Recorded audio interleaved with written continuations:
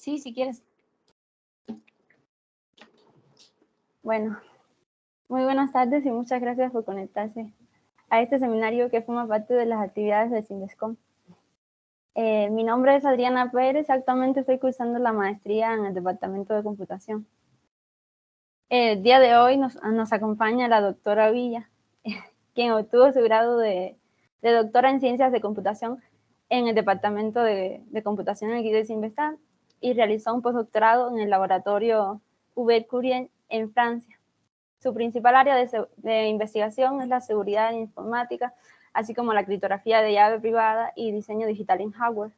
Actualmente es investigadora invitada aquí en el Departamento de Computación. En particular, la doctora está interesada en la aplicación de primitivas criptográficas como las funciones físicamente no clonables. En el diseño digital, sus intereses se centran en la implementación de algoritmos criptográficos diversos y redes neuronales para diferentes aplicaciones y restricciones como el área, la velocidad, el consumo de energía, etc., haciendo uso de la tecnología FPGA y SOX. Hoy la doctora nos estará presentando una introducción a la criptografía y sus aplicaciones, donde abordará temas como la criptografía simétrica, asimétrica y sus aplicaciones en la seguridad de la información y las comunicaciones. Por favor, doctora. Pues hola, muchas gracias Adriana por la presentación y muchas gracias a todos ustedes que se están dando el tiempo de asistir a este seminario. Es un seminario, como dice el nombre, pues es una introducción de lo que nosotros vemos aquí dentro de la maestría en las clases de criptografía y hablamos un poco de lo que es seguridad y las aplicaciones de seguridad que tenemos en esta rama, ¿no? Por favor, bueno, si alguien tiene dudas al respecto, no duden en levantar su manita. No sé si puedan activar su manita de acuerdo a cómo entraron, pero o si no, pueden utilizar el chat para mandar preguntas y ya, pues cualquier cosa yo les trato de contestar si es que sé la respuesta. ¿Ok? Entonces, vamos a comenzar. Más o menos otra vez, la plática va a durar más o menos unos 40 minutos y ya si ustedes tuvieran preguntas, pues podemos extendernos un poquito más. Permítanme, ok. La agenda del día de hoy, pues como dijo Adriana, vamos a ver un poco de lo que es criptografía, la introducción y quiero también tocar unas cosas de historia de lo que es la criptografía. Vamos a ver lo que es clave pública, clave privada y el futuro y algunas cosas de seguridad y sus aplicaciones. Primero que nada, pues tenemos que definir qué es criptografía, ¿no? Criptografía tiene, o sea, bueno, hay varias definiciones, pero proviene como tal de las palabras cripto, que significa ocultar, y grafos, que es escritura, ¿no? Entonces lo podemos decir que es el arte de ocultar mensajes, así más o menos lo podemos conocer, ¿no? Y actualmente la criptografía, además de ocultar mensajes, se encarga del estudio de algoritmos y de protocolos que se utilizan para dotar de seguridad a las comunicaciones, a la información y a las entidades que se comunican. ¿Ok?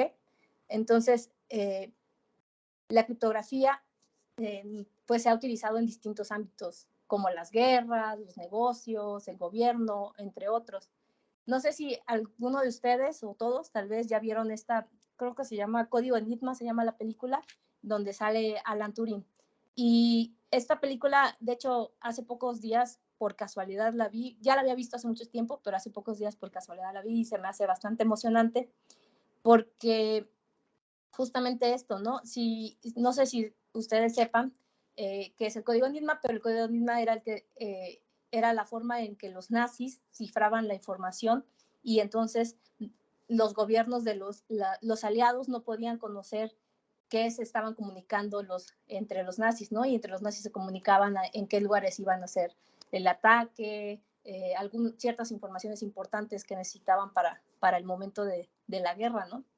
Y era vital en ese momento conocer, pues, qué se estaban comunicando entre ellos, pues, para también atacarlos.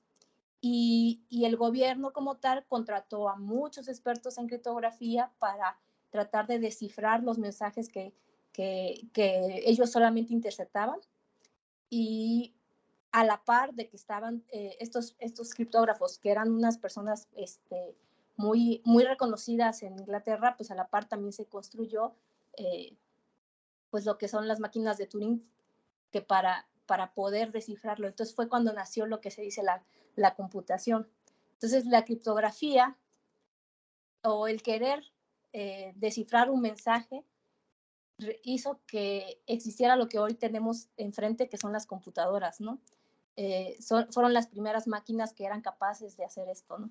Entonces, a la par también, como les decía, tenemos lo que es la criptografía y tenemos el otro lado, que se llama el criptoanálisis, que es la rama que estudia cómo romper estos códigos y cómo cifrar, cómo romper estos criptosistemas. Por ejemplo, en esa película de Enigma, Alan Turing y todos sus colegas se dedicaban justamente a hacer el criptoanálisis.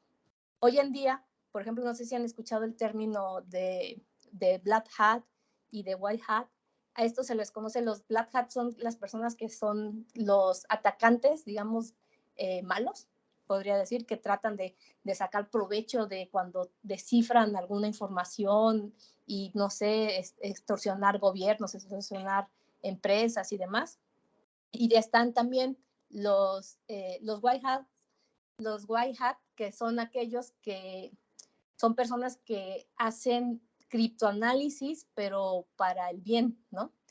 ¿Cómo puedes decir que es un criptoanálisis para el bien? Pues simplemente porque para saber que hoy en día un algoritmo descifrado es seguro, la única manera de saber que es seguro es atacándolo.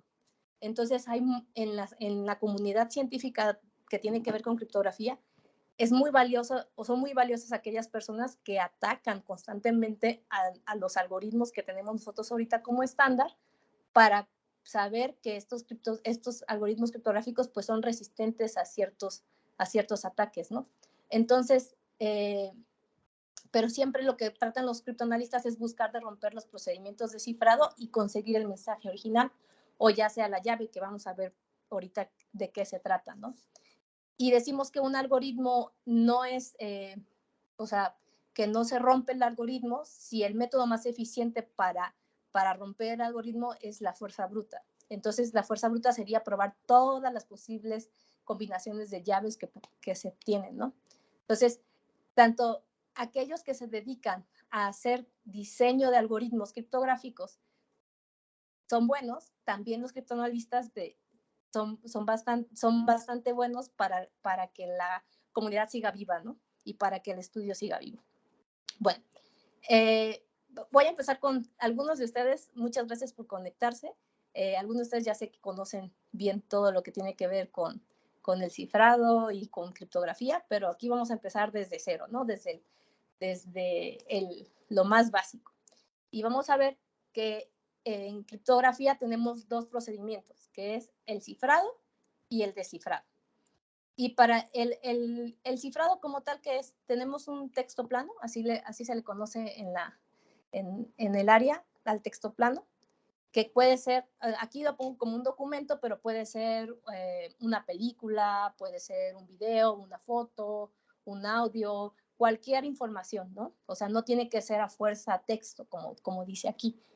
Y a este texto plano se le aplica un procedimiento llamado cifrado, que es un algoritmo criptográfico, y a la salida de este algoritmo criptográfico vamos a obtener un texto cifrado, que prácticamente podríamos, que teniendo este texto cifrado, no podemos conocer nada, absolutamente nada de lo que sería el texto plano, ¿no? Y otra cosa muy importante en criptografía es que además del proceso de cifrado, el proceso de cifrado siempre va acompañado de una llave. Entonces, por eso este dibujito que tengo aquí de la llave, porque necesitamos una llave para cifrar y también una llave para descifrar. Para descifrar el mensaje, hacemos el proceso inverso, ¿no? Que tenemos un archivo cifrado y lo pasamos a un texto plano.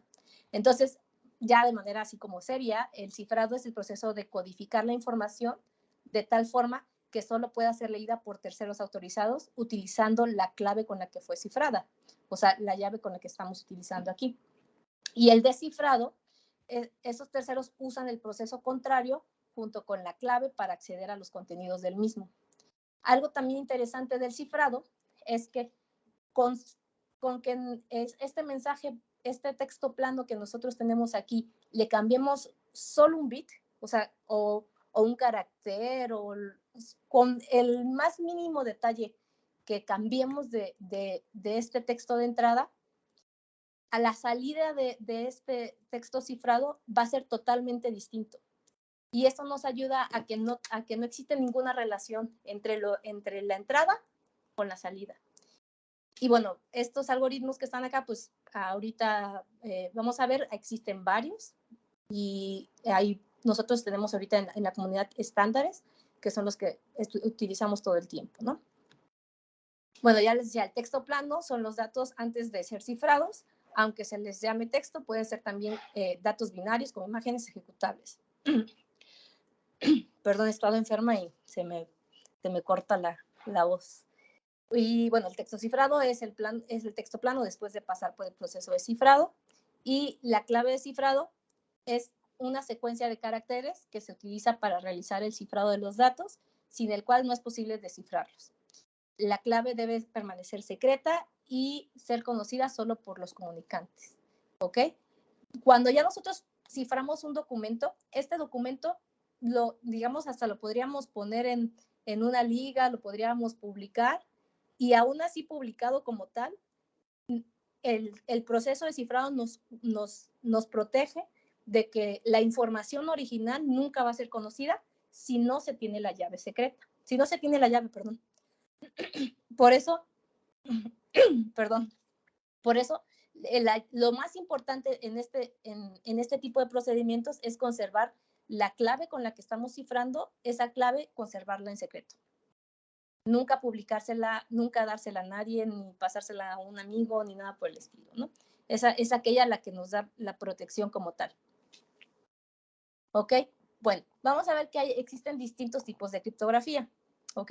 Está la criptografía simétrica o de clave secreta, que utiliza la misma clave para cifrar y para descifrar el mensaje. Esta clave debe ser conocida tanto el emisor como el receptor. Entonces aquí tenemos, ¿no? Es una sola llave y la criptografía simétrica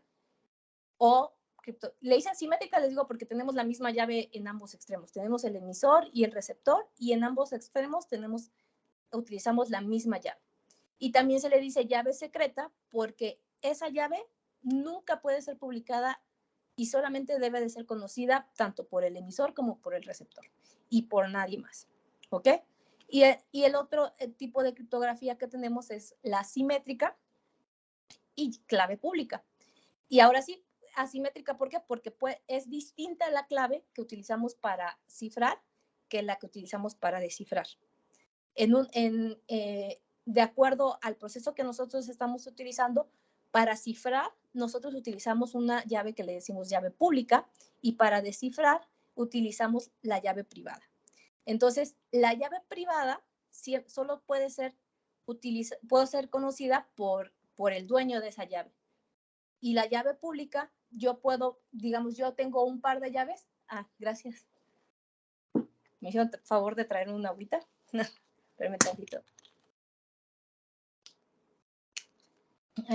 Pues sí. Entonces, aquí tenemos un llavero con un par de llaves y una, sí puedo decirle a todos, miren, esta es mi llave. Si alguien quiere mandarme un mensaje cifrado, utiliza esta llave para cifrar el mensaje, y cuando me llegue el mensaje cifrado, yo voy a utilizar la otra llave, la que nunca le publicó a nadie. Esa llave la voy a utilizar para descifrar el mensaje que alguien me quiso mandar cifrado, ¿no? De nuevo, pues ya un poquito más a detalle, la criptografía de clave secreta o simétrica, les digo, tenemos el emisor, el archivo ya pasando el proceso de cifrado, y utilizamos la misma llave en estos dos procesos y tenemos descifrado el mensaje después, ¿no? Bueno, ahorita vamos a hablar un poquito sobre todo lo que tiene que ver con clave pública. clave secreta o criptografía simétrica, ¿no? Les decía, ambas partes han cometido previamente un secreto y, bueno, hay un principio de Kirchhoff que la seguridad de los criptosistemas debe estar basada únicamente en dos propiedades, en la calidad del algoritmo y la longitud de la llave. Entonces, en esto de la calidad del algoritmo, hoy en día en criptografía les digo que son muy estrictos. La comunidad criptográfica cuando sacan un algoritmo nuevo, porque es probado o pasa bajo el escrutinio de muchos investigadores para decir que este algoritmo es seguro, ¿no? Entonces, se tiene una calidad muy buena de los algoritmos, pero también algo muy importante es de qué longitud es la clave que estamos utilizando. Porque nosotros en criptografía hablamos de longitud en términos de bits. Tenemos normalmente la más conocida ahorita normal es la de 128 bits, ¿no? Y es importante la longitud de la cadena de la clave, porque obviamente si tenemos una clave muy chiquitita, pues entonces lo más fácil es tratar de no de romper el algoritmo como tal, o de ver cómo está constituido el algoritmo para ver si en alguna parte podemos extraer información. Lo más fácil es probar varias veces con distintas llaves y a ver si en alguna de esas llaves pues logramos descifrar el mensaje. Pero esto se vuelve más complejo conforme la longitud de la clave aumenta. Entonces, cuando tenemos una longitud mucho más grande, pues entonces el número de combinaciones es gigantesco y ya no existe computadora. De hecho, actualmente las longitudes que tenemos hacen que no exista una computadora que alcance el tiempo del universo para lograr descifrar este mensaje, ¿no? Y respecto al tamaño de la clave, les decía que actualmente lo que se utiliza más o menos es que sean al menos de 80 bits, pero en criptografía de clave secreta normalmente utilizamos mínimo 128 bits, ¿ok? Bueno, permítanme. Entonces ahorita vamos a hablar un poco de la historia. El cifrado de mensajes lleva prácticamente 4.000 años que se está practicando. Uno de los primeros, pues como tal, evidencias de como tal de un tipo de cifrado del mensaje o un tipo de codificación, más que nada, son los jeroglíficos del Antiguo Egipto. Hace mucho tiempo, el Antiguo Egipto era como, bueno, siempre había llamado la atención de los historiadores y demás, pero pues los jeroglíficos que estaban pues por todos lados de Egipto, no les entendías, o sea, no había una manera de encontrar pues de ver qué significaban todos esos jeroglíficos. Y eso sucedió por muchos años hasta que Napoleón encontró esta piedrita que vemos aquí, que aquí digo una piedrita, pero digamos que es la piedra con mayúsculas, porque es la piedra Rosetta. No sé si algunos han escuchado esto. Esta se encuentra ahorita en el Museo Británico. Y esta piedra Rosetta, cuando fue encontrada,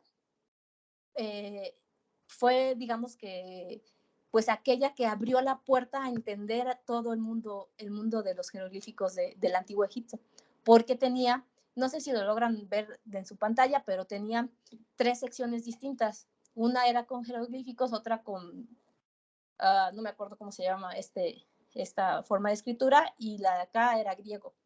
Entonces, esta piedra tenía escrito lo mismo en tres distintas formas.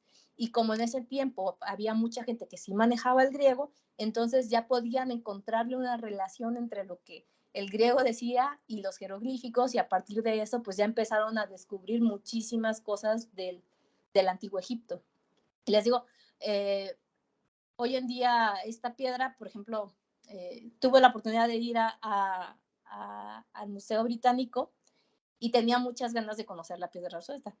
Y dije, no, ¿dónde está la piedra? ¿Dónde está la piedra? Y de repente veo así, pero un montón de gente amontonada y no se puede ver la piedra, pues porque es tanta la gente que está ahí, hay tanta la gente que le está tomando foto a la piedra que es imposible observar la piedra así como tal, ¿no? Yo pensaba, no, pues nadie la va a querer ver, ¿no? Pero sí. Bueno, antes de Cristo, en el 590 antes de Cristo, el primer algoritmo que se tiene como ya como tal de conocimiento, el ADVAC, se conocen como algoritmos de sustitución. Entonces lo que hacen es, lo primerito que hacían es agarrar un alfabeto y sustituir las letras del alfabeto por algunas de las mismas letras del alfabeto, pero en cierto orden. En este caso, si lo ven, por ejemplo, en lugar de escribir la A, escribían la Z, entonces invertían el orden del alfabeto. En lugar de la B, la Y, de la C, la D. Entonces, algo importante que tenemos que ver aquí es el algoritmo como tal, se le conoce como de sustitución. Y en este caso, para los algoritmos de sustitución, lo que nosotros diríamos que es la clave o la llave de este algoritmo es la forma en la que toman el orden del nuevo alfabeto, ¿no? Entonces, ahorita la llave en este caso sería, pues, el alfabeto al revés, ¿no? Después tenemos este método de cifrado que es conocido por transposición. Y pues es más o menos en el 487 antes de Cristo. Y es transposición porque lo que hacían era escribir el mensaje, todo el mensaje, o más bien en una tira, hacían un montón de palabras y lo que hacían era en un cilindro, enredar, o ¿cómo le dice? Poner la cinta que tenían, ¿no? Entonces, si ustedes ven aquí, por ejemplo, aquí dice, es el primer método de encriptación conocido, ¿ok? En este caso, si nosotros, por ejemplo, no tuviera, o sea, la llave, ¿qué era? Pues la llave era este cilindro. Para poder descifrar el mensaje, había que tener un cilindro exactamente del mismo diámetro, ¿no? Entonces, si podían agarrar la cinta con el montón de palabras ahí, pero si lo vemos así no tiene ningún sentido. Solamente cuando lo poníamos en el cilindro, ahí se podía conocer bien el mensaje. Entonces, si nosotros no teníamos exactamente el cilindro del diámetro que era, eso no iba a funcionar. Y eso era la forma en la que utilizaban, esa era nuestra clave secreta en ese momento. Ya el código César es lo que se conoce en criptografía ahorita como que el primero. ¿Por qué? Porque este era también un método de sustitución, pero algo importante era que era el primero que utilizaba una fórmula, ¿no? Entonces, lo que es criptografía tiene que ver muchísimo con matemáticas, con módulos, con primos y demás cosas, ¿no? Entonces, en este caso, hacían una fórmula en donde ponían una X, que era el símbolo que querías escribir, más la llave, y módulo 27. ¿Ok? ¿Alguien iba a hablar? No, es que escuché algo raro. Ok. Bueno, como les decía, vamos a hablar un poco de lo que es la historia, pero también parte de la historia es justamente cómo hicieron con el tiempo para ir atacando o encontrando, pues, cómo vulnerar estos algoritmos criptográficos, ¿no? Entonces, en el siglo IX se inventó el análisis por frecuencia contra cualquier cifrador por sustitución monoalfabética. Entonces, todos estos que mostré aquí, el César, el ADPAC y todos estos, todo lo que era de sustitución, pues no se podía conocer o no era muy fácil saber exactamente en cuanto cambiaban la clave, pues tenían que empezar de cero, ¿no? Y ya en el siglo IX se inventó la primera forma de hacer el análisis de frecuencia contra cualquier ataque de sustitución, ¿no? Y eso se logra porque, si se dan cuenta, cada símbolo que tenemos aquí tiene la relación solo con un símbolo más del alfabeto, ¿no? Entonces, cuando nosotros hablamos como como nosotros hablamos español, ¿cuál creen que sea la letra que más se repite en el español? No sé, la vocal que más utilizamos. A lo mejor es la A, ¿no? O cuál es qué símbolo de nuestro alfabeto es cuando nosotros escribimos es el más frecuente. Entonces, eso también esa frecuencia, ese análisis de frecuencia dentro del lenguaje ayudaba a encontrar la manera de romper estos algoritmos, ¿no? A ver. Y bueno, por más de 600 años, ningún nuevo esquema de cifrado resistía este ataque. ¿Ok? Hasta que llegó en 1527 el cifrador Villeneuve, que también era también una forma de hacer un cifrador por sustitución, pero ya era polialfabética. Y entonces, por ejemplo, tenía esta tablita con, pues ahora sí, los símbolos que tenemos acá. Y entonces lo que dice acá, ¿no? Vamos a cifrar hola mundo. Y este es el mensaje que queremos cifrar. Y ahora la llave que queremos cifrar dice esta llave. Entonces lo que teníamos que buscar era en esta tabla ver qué correspondía con qué. Vamos a ver el H, el H, con el L, ¿no? Entonces buscábamos, ¿no? O sea, con y esto nos va a dar el mensaje cifrado. Espérame. Bueno, entonces, si se dan cuenta, por ejemplo, en el 1523 hasta el 1854 fue que Charles Babbage rompió por fin este cifrador. Entonces, pasaron varios cientos de años para que se pudieran romper estos cifradores. Hoy en día, la verdad es que los cifradores, la mayoría de estos cifradores, pues todos estos están rotos, son solamente como para la historia, ¿no? Y algo muy importante es de que el descubrimiento, por ejemplo, en este caso, de que el algoritmo estaba roto, nunca fue publicado por motivos de seguridad. Y eso sucede muchas veces. Y ese es el miedo que tienen actualmente muchísimas organizaciones, gobiernos y demás. ¿Por qué? Porque justamente puede ser que nosotros todos estemos utilizando un algoritmo de cifrado y creamos que nuestra información está segura. Y puede haber organizaciones, gobiernos y demás que ya lograron romper el algoritmo, pero justamente por conveniencia nunca nos dicen que han roto el algoritmo. Y entonces ellos pues logran obtener mucha información de esto. Imagínense que un gobierno, todas sus decisiones políticas las esté mandando cifradas y otro gobierno, en este caso Inglaterra, pues sepa todo. Entonces el saber todo hace que ellos puedan tomar ventaja de muchas cosas, ¿no? Entonces, ese es el miedo constante que tenemos todos, ¿no? Que no exista una puerta trasera en el algoritmo o algo, ¿no? Por eso es que se trata en la comunidad de estar todo el tiempo atacando los algoritmos y que la comunidad científica pues publique esos resultados para ir viendo cómo nos vamos moviendo, ¿no? Y bueno, ya les había contado prácticamente de lo del cifrador Enigma, que también les digo que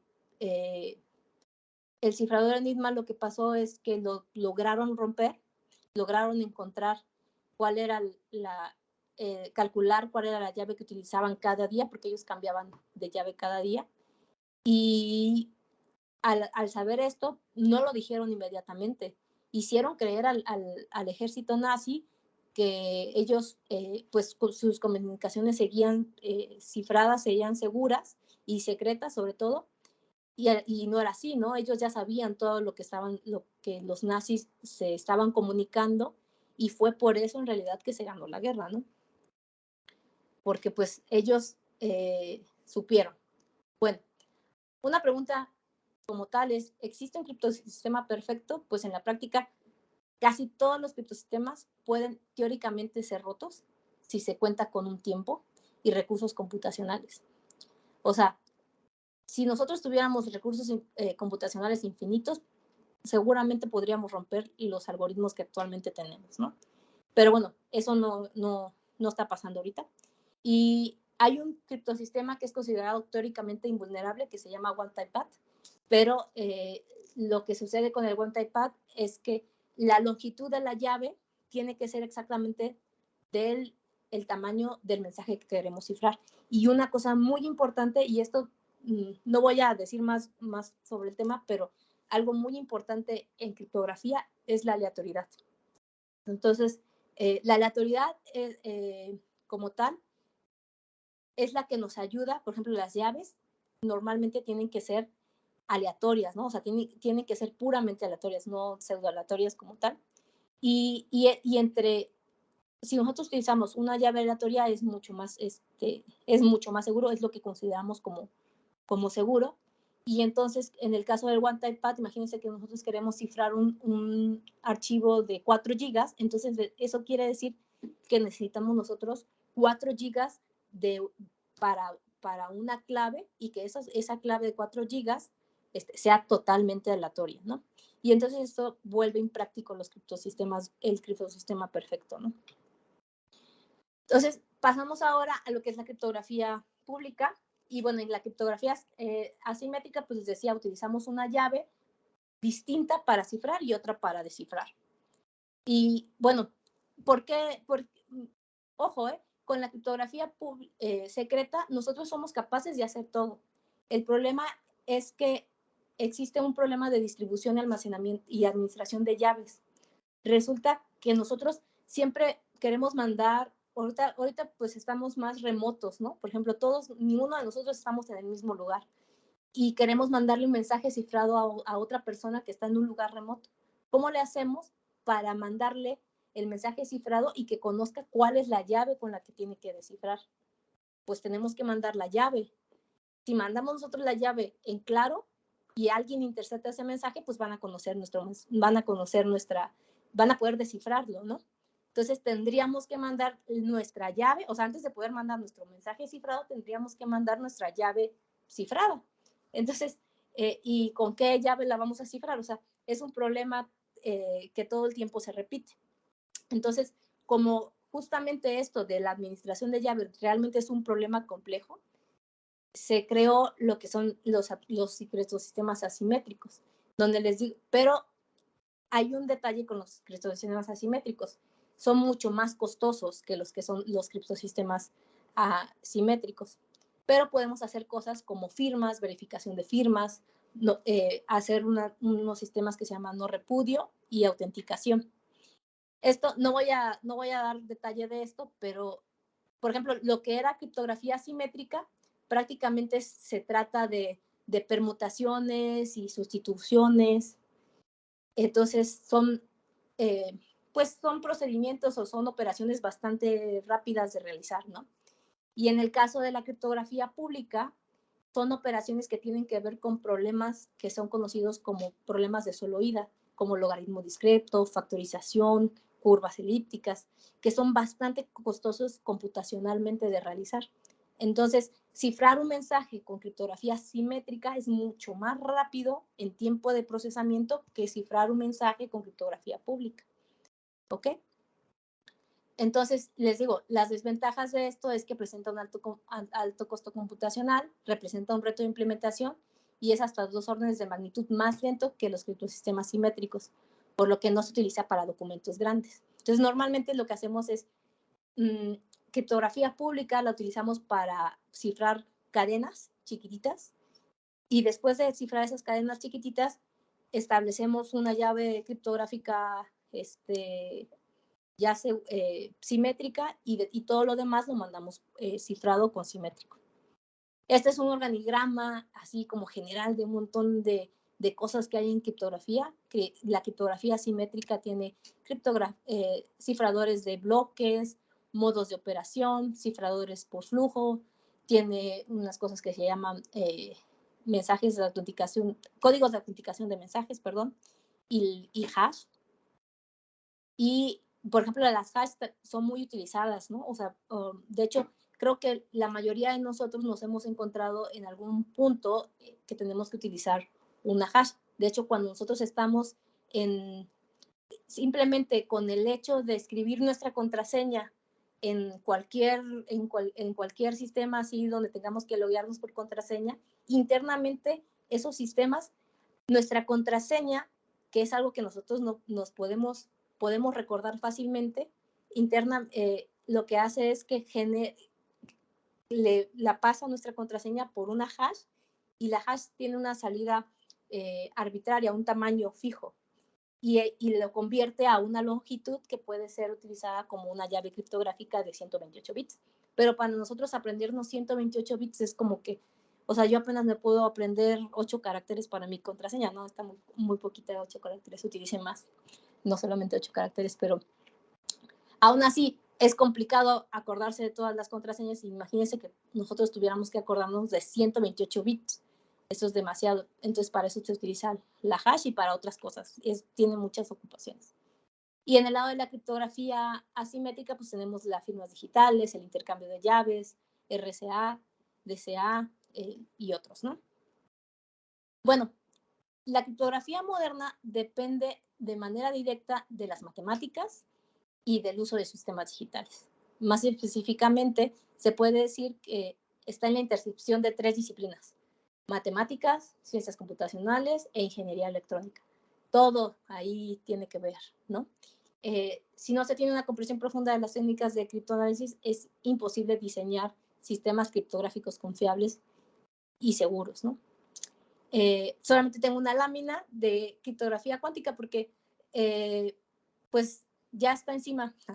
La criptografía cuántica, la criptografía moderna presupone que los problemas matemáticos que descansan son difíciles. O sea, les decía, estos algoritmos como el algoritmo discreto, el problema de RCA, el de Diffie-Hellman, las curvas elípticas.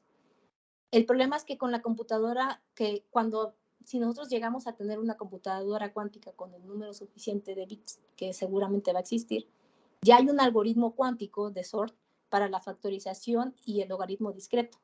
Entonces, esto lo que haría es que estos problemas que ahorita para una computadora tradicional son muy complicados de resolver, en cuanto llegue la criptografía cuántica, estos problemas se pueden resolver en tiempo polinomial en una computadora cuántica.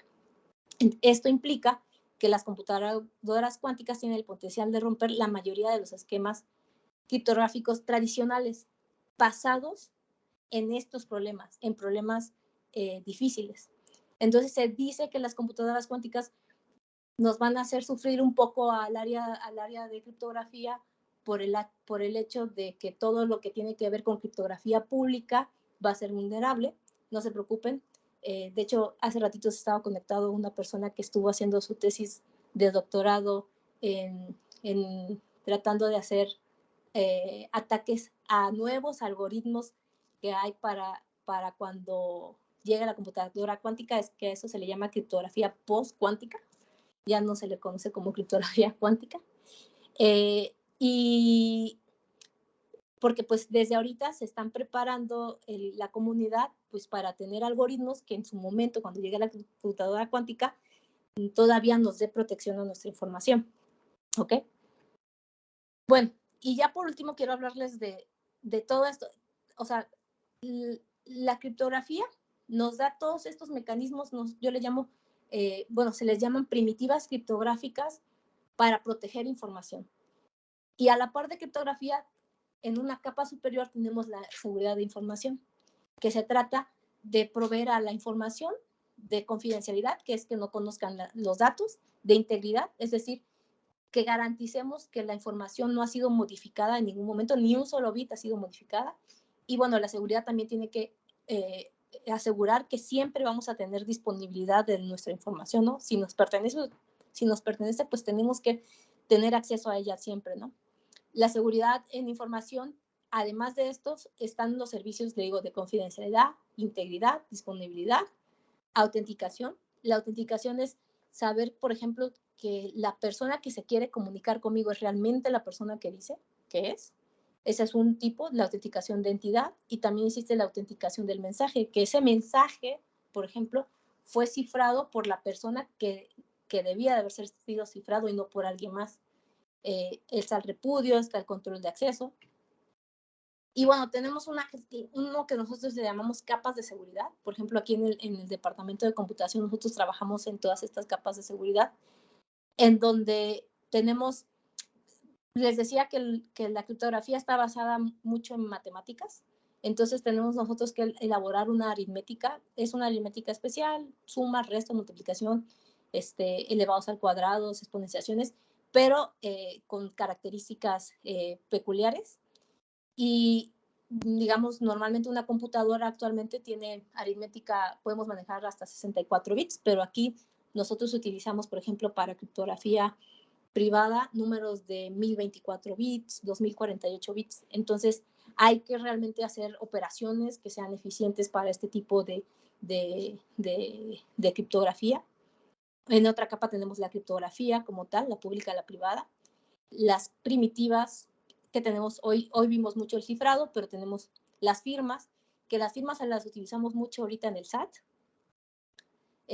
Las funciones picadillo, que son las hash, y bueno, las funciones físicamente no clonables. Y todo esto, todas estas primitivas criptográficas nos ayudan a proveer lo que le llamamos servicios de seguridad. Les da confidencialidad, integridad, autenticación o repudio, y entre otros. Y teniendo estos servicios de seguridad podemos tener protocolos de seguridad. Por ejemplo, nosotros utilizamos todos los días, utilizamos SSL, que no es más que el candadito que nos sale en los navegadores. Cuando nos sale un candadito es que nuestra información está viajando mediante el protocolo SSL, y entonces nuestra información está asegurada por ese protocolo como tal. Además hay otras aplicaciones, ¿no? Dentro de las otras aplicaciones que tenemos de seguridad, pues está el correo seguro, el SSL, el WhatsApp, ¿no? Todo, o sea, se sorprenderían. De hecho, en la clase de seguridad que damos aquí en el departamento, pues vemos muy bien el protocolo de comunicación del WhatsApp, que es el mismo que utiliza muchos, pero muchísimas primitivas criptográficas y muchas cosas de criptografía para asegurar nuestro mensaje. O sea, un sticker que nosotros mandemos viaja cifrado y viaja con muchísima seguridad. De hecho, para un solo sticker que estamos mandando, WhatsApp utiliza criptografía simétrica y criptografía asimétrica al mismo tiempo para ese solo sticker que mandamos. Y el comercio electrónico, las firmas digitales, el voto electrónico, que ahora acaba de pasar también esto del voto electrónico, las VPNs, no sé, seguramente ustedes han utilizado VPNs. Ahorita está muy en boga también lo que es blockchain, los contratos inteligentes, las criptomonedas. Todo esto todas estas aplicaciones las tenemos y existen gracias a que hay actualmente varias primitivas criptográficas que nos permiten proveer todos esos servicios, y que si nosotros mezclamos varias de estas primitivas criptográficas, podemos asegurar que la información está viajando segura y proteger a los usuarios, ¿no? De mi parte es todo. Si alguien tuviera alguna duda, estaría yo muy contenta de contestarles.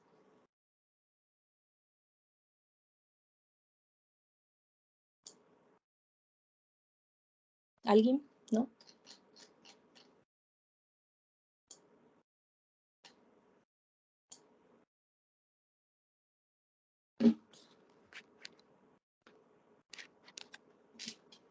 A ver.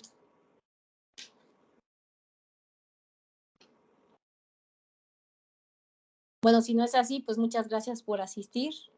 Espero verlos pronto y ya eso sería todo.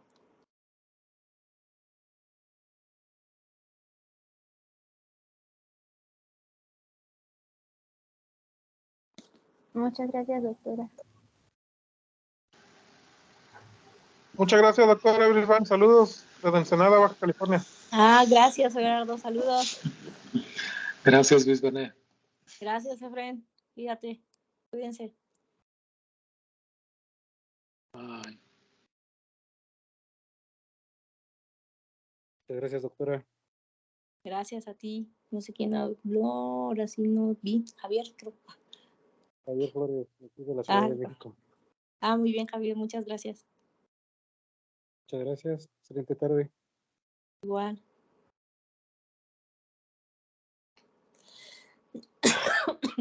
Adiós, Alejandro. Gracias.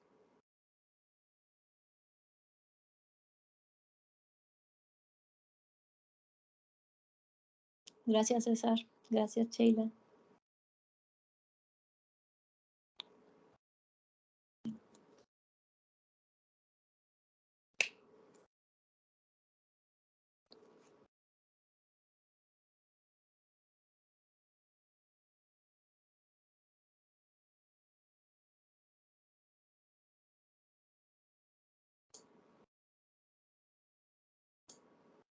Ya, creo que ya nos quedamos solos. Nos quedamos solos. No, perdón, Brice, no mencionaste que si se van a quedar disponible la grabación. Se va a poner ¿cómo se llama? Ay, Dios.